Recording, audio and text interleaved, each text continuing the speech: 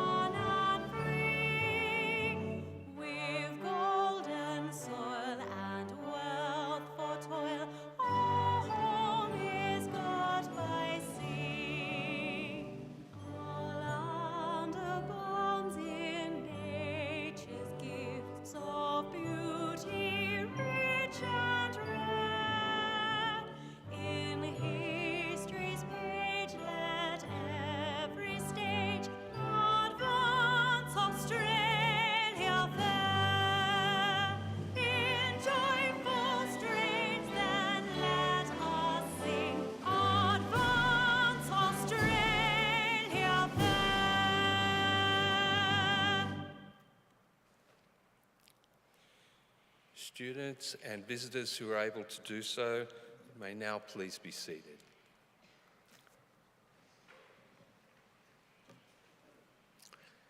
The Australian War Memorial was the vision of Charles Bean, Australia's First World War official historian.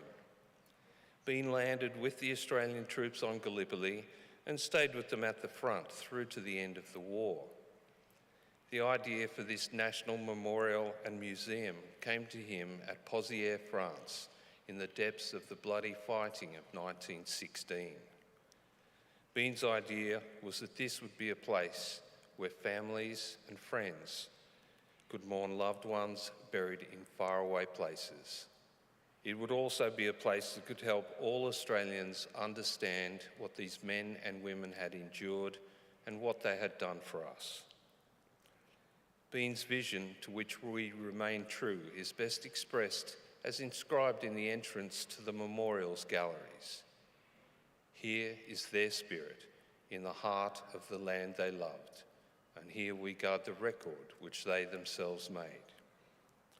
Tonight we'll read the story behind just one of those on the Roll of Honour, which lists the names of more than 103,000 men and women who have given their lives for us during war and on operations over more than a century. But first we present a lament, Flowers of the Forest. Wreaths or floral tributes will now be laid at the base of the pool of reflection.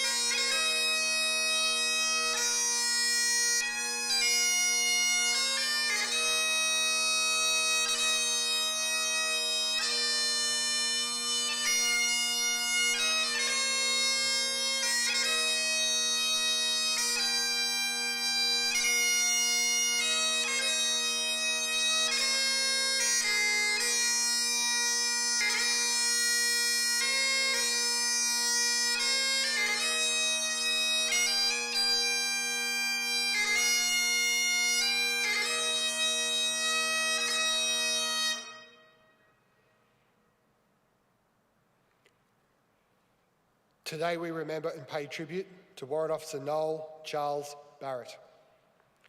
Noel Barrett was born on the 22nd of October 1922 in the Melbourne suburb of Prahran to Charles and Hazel Barrett.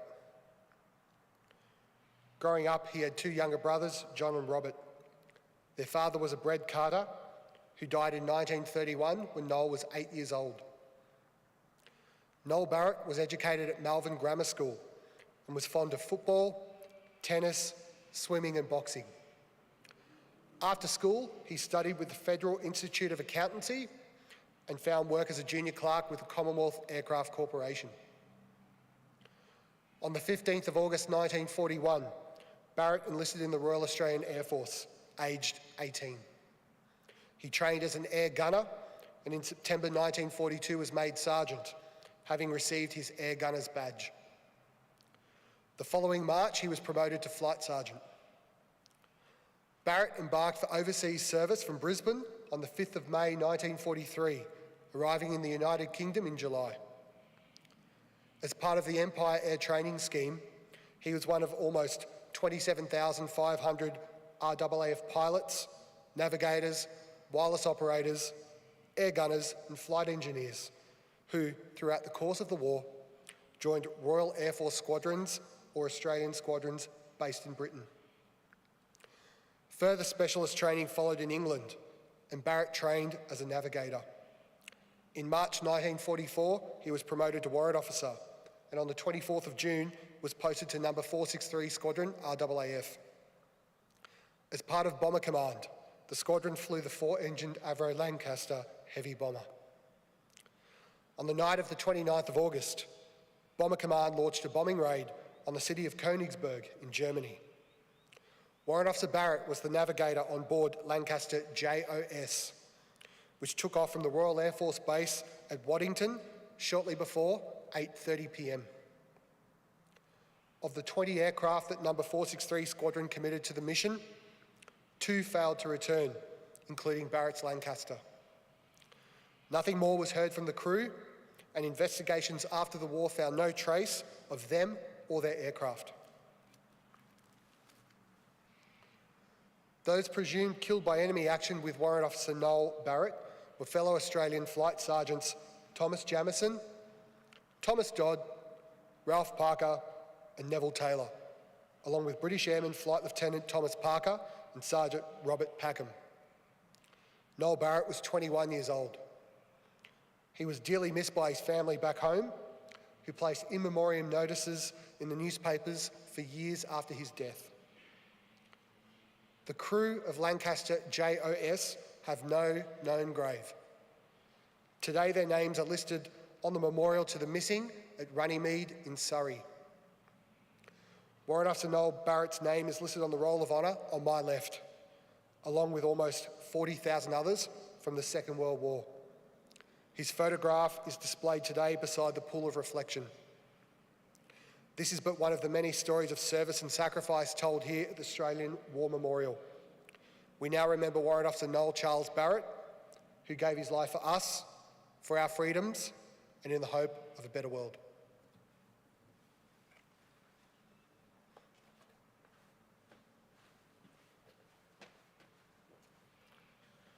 Please stand for the reading of the ode and the sounding of the last post.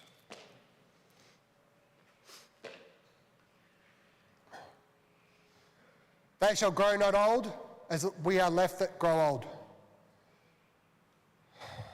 Age shall not weary them, nor the years condemn. At the going down of the sun and in the morning, we will remember them. We will remember them.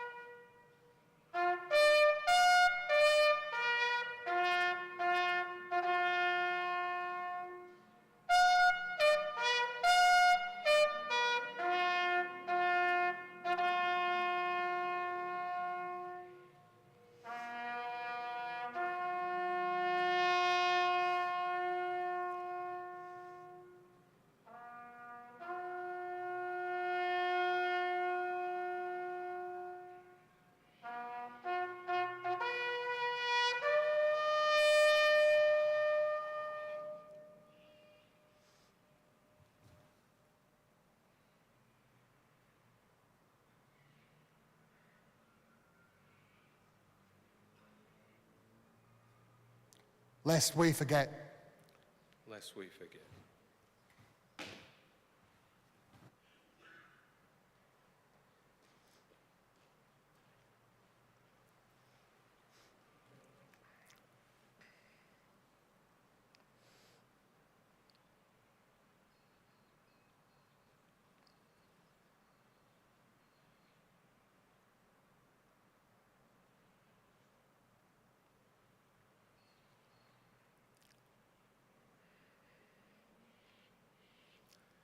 We leave you this evening with the words of the memorial's founder, Charles Bean. Many a man lying out there at Poziere or in the low scrub at Gallipoli, with his poor, tired senses barely working through the fever of his brain, has thought in his last moments, well, it's over. But in Australia, they will be proud of this. Ladies and gentlemen, girls and boys, that concludes the last post ceremony.